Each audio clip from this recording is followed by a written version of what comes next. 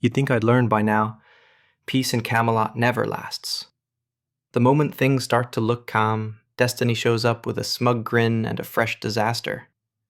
This week's calamity? A diplomatic visit from Mercia, because, apparently, we can't just have lunch without risking death. Lord Bayard arrived looking friendly enough, which in Camelot usually means hiding poison somewhere. He brought Uther a gleaming golden chalice, all polished and perfect, the kind of gift that screams, "Please drink from me so I can kill you."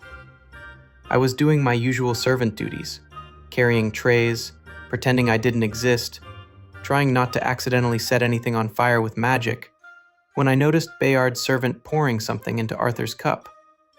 Just a flicker of movement, but my magic, it felt it, like a warning pulse under my skin. So I did the smart thing. I shouted across the entire hall, "Don't drink that!" Subtle, I know. The whole feast froze. Uther's face tightened. You could practically hear the executioner sharpening his axe. Arthur glared like I'd ruined his big moment. I tried explaining that the drink was poisoned. Uther didn't believe me, of course. He demanded proof, and before I could say, "Maybe let's get Gaius," he decided the simplest solution was for me to drink it. Because that's fair. When in doubt, test it on the servant. Arthur actually tried to defend me, said I was only trying to help, but Uther wouldn't budge. So there I was, standing in front of everyone, holding what might be my last drink. I thought, if this kills me, I'm haunting the Pendragons. Then I downed it. The pain hit almost instantly.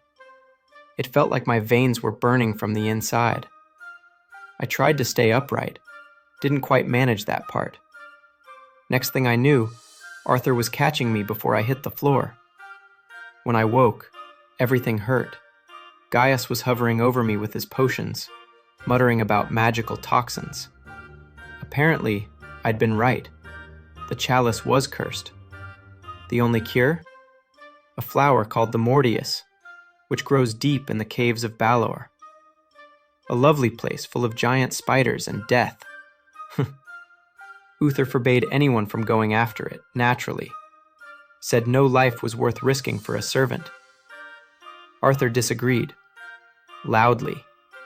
I heard him arguing in the corridor, voice full of fire, before storming out to find the cure himself. I wanted to stop him, tell him not to be an idiot, but I could barely move. My body felt heavy, and every breath burned. Arthur didn't listen, of course. He never does. By dawn he was gone, charging into the forest of Balor like some noble idiot on a death wish. Gaius tried to talk Uther into letting a search party go after him, but the king only said, "If he disobeys my orders, he'll suffer the consequences." Charming man. Great father. Meanwhile, I was stuck in bed, sweating out poison and trying not to die too dramatically. Gwen came to check on me. Sweet, brave Gwen. She kept talking to me, even though I could barely speak back, told me Arthur was going to save me, like she actually believed it. I think that belief kept me alive longer than any potion could. Out there, Arthur was already fighting for his life. The forest wasn't just dark. It was alive. Things moved between the trees, hissing, watching. When he reached the caves, he found something worse. Nimue. The sorceress behind all of it. She'd been waiting for him. She looked innocent enough, all soft eyes and gentle words. Pretended to be hurt. He helped her, of course, because Arthur would rather die than walk past someone in need. Unfortunately, that's exactly what Nimue was counting on.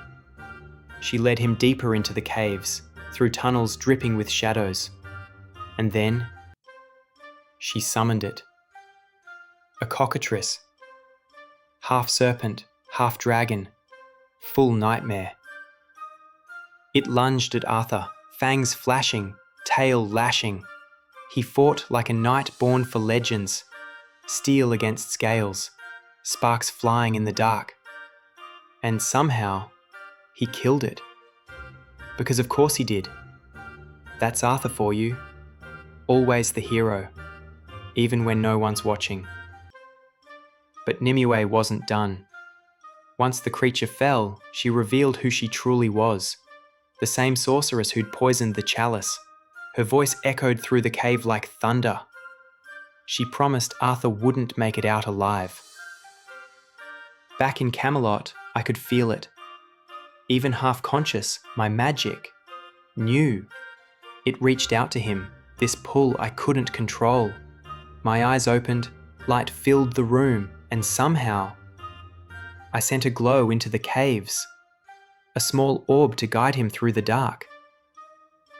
He saw it, followed it, crawled and climbed and pushed forward until he found it. The Mortius flower, growing on a rock face, like a tiny miracle waiting just for him. He tore it free and escaped. Nimue screamed as the cave collapsed around her, and when Arthur stumbled back into the sunlight, bloodied but alive, he rode for Camelot without stopping. But Uther, he didn't greet him with open arms. The moment Arthur handed over the flower, his father had him thrown in the dungeon, said he'd defied the crown. Imagine risking your life to save your servant and getting grounded for it. Gwen wasn't having it. She snuck into the dungeons, took the flower from Arthur and brought it straight to Gaius. They worked through the night, grinding petals, whispering prayers, doing everything they could. Gaius even used magic, quiet and secret, just to give the potion strength. And somehow, it worked. The pain ebbed. My breathing steadied. I opened my eyes to see Gaius shaking, Gwen crying, and sunlight pouring through the window. I was alive. Gwen, bless her heart, kissed me. Right on the lips. Don't tell Arthur. He'd never let me hear the end of it. Arthur came later, pretending not to care. Said something about a half-decent servant being hard to find. But I saw it, that flicker of relief in his eyes. Maybe even a bit of pride. Uther eventually learned the truth. It wasn't Bayard. It was Nimue, a sorceress of the old religion, once loyal to Camelot, now its greatest enemy. She wanted to destroy Arthur, but she wanted to destroy me more. She knows what I am, what I'll become, the future I'm meant to shape. That's why she struck first. But destiny doesn't bow to fear. I survived her poison. Arthur survived her monsters. And if fate's really watching us, then this is just the beginning. One day, Arthur will become the greatest king Albion has ever known. And I'll be there, not as a servant, not even as a sorcerer, but as his friend. Still, next time someone offers me a drink at a feast, I'm definitely saying no. Oh, hey, didn't see you there. If you like a bit of magic and near-death experiences, go on, hit like, share, and subscribe. Destiny insists.